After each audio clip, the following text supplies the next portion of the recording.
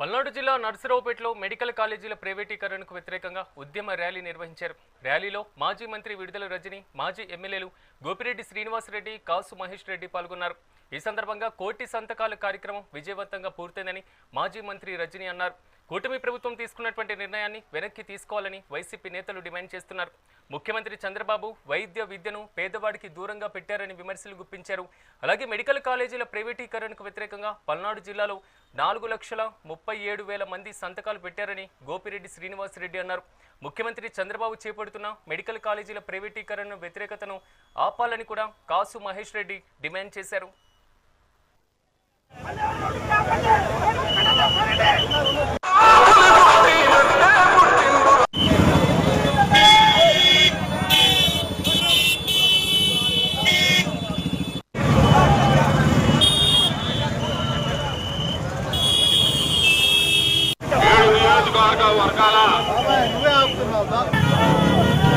పిలుపు మేరకు రాష్ట్ర వ్యాప్తంగా కూడా కోటి సంతకాల సేకరణ కార్యక్రమం పూర్తి స్థాయిలో కూడా పూర్తయి మరి మేము కోటి సంతకాల సేకరణ అనే కార్యక్రమం మొదలు పెట్టాము.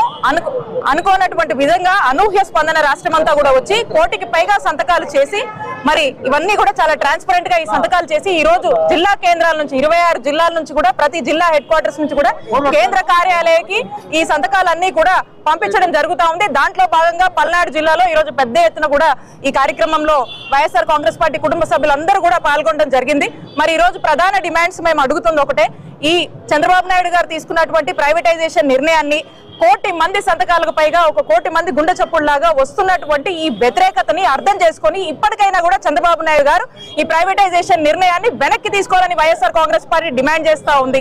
ఇది వెనక్కి తీసుకున్నటువంటి పక్షాన ప్రజలతో పాటు ప్రజలకు అవసరమైనటువంటి ప్రతి అంశంలో కూడా మరీ ముఖ్యంగా ఈ మెడికల్ కాలేజ్ ప్రైవేటైజేషన్ విషయంలో వైఎస్ఆర్ కాంగ్రెస్ పార్టీ పూర్తి స్థాయిలో కూడా పోరాడుతూనే ఉంటుందని తెలియజేస్తా ఉన్నాము. మేము మా నాయకుడు జగన్మోహన్ రెడ్డి గారి ప్రభుత్వం రేపు అధికారంలోకి వచ్చాక ఖచ్చితంగా మీరు తీసుకున్నటువంటి ఈ ప్రైవేటైజేషన్ నిర్ణయాన్ని రద్దు చేస్తాము.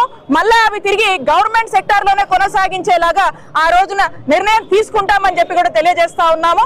చంద్రబాబు నాయుడు గారిని చూస్తా ఉన్నాము, వైద్య విద్యని పేదవాడికి దూరం చేస్తా ఉన్నాడు, పేద విద్యార్థులకు దూరం చేస్తా ఉన్నాడు. జిల్లాలో ఈ రోజు కోటి సంతకాల సేకరణ జిల్లా వైఎస్ఆర్ కాంగ్రెస్ పార్టీ ఆఫీస్ నుంచి తాడేపల్లి ఆఫీస్ కి సెంట్రల్ ఆఫీస్ పంపించే కార్యక్రమం చేస్తున్నాం. పల్నాడు జిల్లాలో దాదాపు 4,37,000 సంతకాలు 7 నియోజకవర్గాలు కలిపి 4,37,000 సంతకాలు సేకరణ చేసి ఈరోజు కేంద్ర ఆఫీస్ కి పంపించే కార్యక్రమం చేస్తున్నాం. ముఖ్యంగా ఈరోజు ప్రతి ఒక్కరు కూడా వైఎస్ఆర్ కాంగ్రెస్ పార్టీతో పాటు బీజేపీ, జనసేన, తెలుగుదేశం పార్టీకి ఓటేసిన వాళ్ళు కూడా సంతకాలు చేశారు. ఎందుకంటే ప్రజల్లో వ్యతిరేకత అంత స్పష్టంగా కనపడుతూ ఉంది. కోటి సంతకాలంటే మామూలు విషయం కాదు. ఈ రాష్ట్రంలో 2.5 కోట్ల ఓటర్లు ఉంటే 1 కోటి మంది ఈరోజు సంతకాలు చేశారంటే ఈ ప్రభుత్వం మీద ఎంత వ్యతిరేకత ఉందో అర్థమవుతుంది. పిలుపు మేరకు రాష్ట్ర వ్యాప్తంగా కూడా కోటి సంతకాలు జగన్మోహన్ రెడ్డి గారు గవర్నమెంట్ 17 మెడికల్ కాలేజీ నెలకొల్పితే అవేది ప్రైవేట్ వాళ్ళకి అమ్ముకోవడానికి ప్రయత్నిస్తున్నది ఆపాలి. ఇది ప్రభుత్వమే పూర్తి చేసి దీన్ని ముందుకు తీసుకెళ్లాలనే ఘోష ఈ రోజు పల్నాడు ప్రతి వీధిలో వినపడుతుంది. అందరూ ఒకటే అంటున్నారు, కేవలం 10,000 రూపాయలకే సంవత్సరానికి వైద్య విద్యని అభ్యసించేటట్టు జగన్మోహన్ రెడ్డి గారు చేస్తే ఆ సీట్లను 30 లక్షలకి తమ చెంచాగాళ్ళకు అమ్ముకుంటున్న ఈ ముఖ్యమంత్రి ఉంటే ఎంత పోతే ఎంత అని అడుగుతున్నారు. దర్జాగా ప్రభుత్వ హాస్పిటల్కి పోయి కాలు నొప్పి నుంచి గుండె నొప్పి వరకు, క్యాన్సర్ వరకు ప్రతి జబ్బు ఉచితంగా వైద్యం అందించడానికి జగన్మోహన్ రెడ్డి గారు 17 మెడికల్ కాలేజ్ నెలకొల్పితే ఈరోజు వాళ్ళ శిష్యులకు అమ్ముకొని రేపు ఒక్కొక్క జబ్బుకి 4-5 లక్షలు వసూలు చేసేటట్టు చేస్తున్న ఈ చంద్రబాబు నాయుడు గారు ఉంటే ఎంత పోతే ఎంత అని ఈరోజు ఆంధ్ర రాష్ట్రం ఘోషిస్తుంది. మరి ఒక్కసారి నేను ఈ 14 సంవత్సరాలు ముఖ్యమంత్రి చేసినాను, 17 సంవత్సరాలు చేస్తున్నాను, 20 సంవత్సరాలు ముఖ్యమంత్రి చేస్తానని చెప్పాడు, కానీ ఒక్క మెడికల్ కాలేజీ కట్టింది లేదు. ఒకేసారి ముఖ్యమంత్రి జగన్మోహన్ రెడ్డి గారు 17 మెడికల్ కాలేజీని నిర్మాణం చేయడం అనేది, ఆ నిర్మాణం చేసిన దాన్ని ప్రజలు పూర్తి స్థాయిలో సమర్థిస్తున్నారు. అన్ని విధాల ప్రజలు అది మెడికల్ కాలేజీ ప్రభుత్వానికే కావాలనుకుంటున్నారు. రేపు మెడికల్ కాలేజీతో పాటు హాస్పిటల్ కూడా ప్రజలకే ప్రభుత్వ హాస్పిటల్గా గుర్తించాలన్నారు.